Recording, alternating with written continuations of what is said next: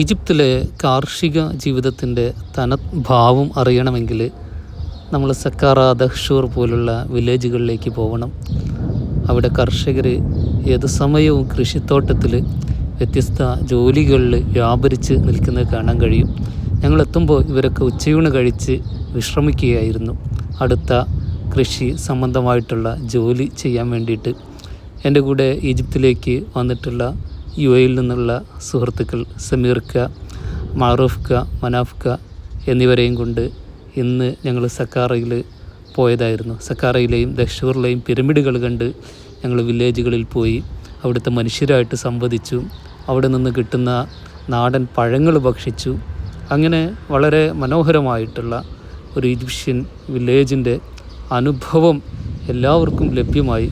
തീർച്ചയായിട്ടും ഈജിപ്തിലേക്ക് വരുമ്പോൾ സാധാരണ ടൂറിസ്റ്റ് സ്ഥലങ്ങൾക്ക് പുറമെ വില്ലേജുകളിൽ കൂടി പോകണം.